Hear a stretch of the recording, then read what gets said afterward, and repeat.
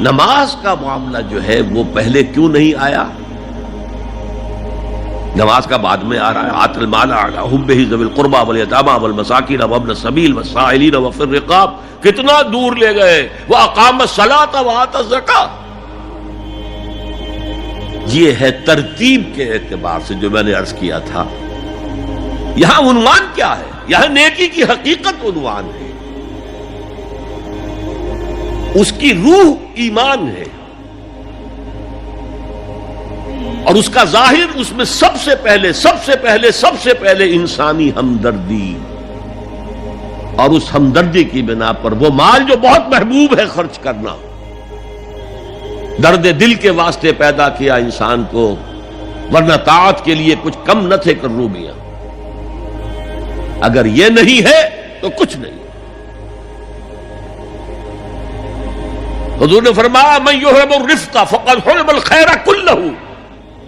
جو شخص دل کی نرمی سے محروم ہو گیا وہ کل کے کل خیر سے محروم ہو گیا. کسی کو دکھ میں دیکھو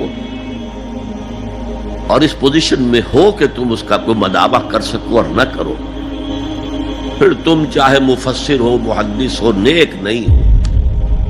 تم عابد ہو سکتے ہو، زاہد ہو سکتے ہو، تم مفسر ہو سکتے ہو، محدث، نیک نہیں ہو سکتے. من یحرم الرفق، رفق کہتے ہیں نرمی. رفیق ہمارا ساتھی، دمساز. ظاہر بات ہے آپ کو دکھ ہوگا، آپ کے رفیق جو ہے اس کے اپنے دل میں محسوس کرے گا آپ کے درد کو. ہم درد کسے کہتے ہیں؟ ہم درد، ان کا درد مشترک ہے.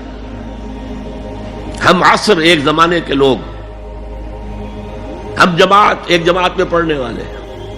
ہم درد، خنجر چلے کسی پہ تڑپتے ہیں ہم امیر. سارے جہاں کا درد ہماری جگر میں ہے. اگر یہ رفق نہیں ہے، اگر یہ ہمدردی نہیں ہے، اگر کسی کو دکھ میں دیکھ کر آپ تڑپ نہیں اٹھتے، اگر اس کی مدد کرنے پر قادر ہو اور نہیں کرتے تو کل خیر سے محروم ہے. پڑھے جاؤ نمازیں اور تہجدیں، کچھ حاصل نہیں ہوگا. اس پر جو آخری آیت قرآن کی ہے، لن تنالوا البر حتى تنفقوا مما تحبون، اس سے زیادہ کیٹیگوریکل سٹیٹمنٹ اور کیا چاہیے؟ لن کے ساتھ جو نفی ہوتی ہے فعل مضارع میں، انتہائی مؤکد. ہرگز نہیں پہنچ سکتے نیکی کے مقام کو جب تک کہ خرچ نہ کرو ان میں سے جو چیزیں تمہیں پسند ہیں. قمیض پھٹ گئی ہے، بوسیدہ دے دو کسی کو، یہ نہیں ہے خیرات و صدقات، بلکہ جو تمہیں محبوب ہو. لن تنالوا البر، بر کے مقام تک نہیں پہنچ سکتے. پھر میں کہہ رہا ہوں عابد ہو سکتے ہو، زاہد ہو سکتے ہو، علم کا معاملہ ہے، محدث ہو سکتے ہو، مفسر ہو سکتے ہو، فقیہ ہو سکتے ہو، مفتی ہو سکتے ہو، سب کچھ ہو سکتے ہو. قرآن مجید کی روح سے نیک نہیں کہلا سکتے. وآت المال علی حبہ. اب اس میں جو ترتیب میں نے کہا تھا، الاقرب فالاقرب، الاقرب فالاقرب، سب سے پہلے ذوی القربیٰ.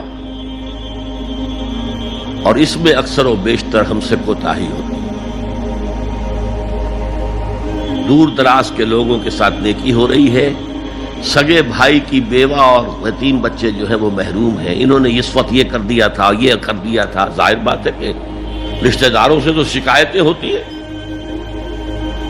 یہ تو ہمیشہ ہمارے مخالف رہے جی، ان کی ہم کیسے مدد کریں؟ اگر تو اللہ کے لیے دینا ہے تو پہلا حق ان کا ہے.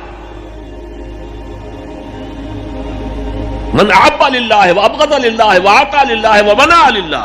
اللہ کے لیے دیا ہے اگر، تو اپنے اس نفس کے جو انتقام کا جذبہ ہے اس کو کچلو، اور جس کا سب سے پہلا حق ہے اس کو پہنچاؤ. حق بحقدار رسید. ذوی القربى والیتامى، جو بے سہارا رہ گئے، باپ کا سایہ نہ رہا. والمساکین، مساکین کسے کہتے ہیں؟ مسکنت کہتے ہیں کم ہمتی. آپ کو معلوم ہے آج کل ایک مرض کہلاتا ہے نیورستھینیا. آدمی دیکھنے میں ہٹا کٹا ہے، صحت مند ہے، لیکن اندر سے اس کی کوئی ہمت ایسے جواب دے گئی ہے کچھ کر ہی نہیں سکتا. وہ ہے مسکین. اسی لیے جو فرمایا گیا یہودیوں کے لیے ضربت علیہم الذلۃ والمسکنہ، ذلت کے معنی بھی کمزوری اور مسکنت کم ہمت ختم ہو گئی. تو جو اپنے پاؤں پر نہیں کھڑا رہ سکتا اس وجہ سے کہ اس میں وہ ہمت کم ہو گئی ہے، وہ بھی مستحق ہے. وابن السبیل اور مسافر، پرانے زمانے میں آپ کو معلوم ہے نہ سرائے تھیں، نہ کچھ اور تھا، نہ ہوٹل تھے.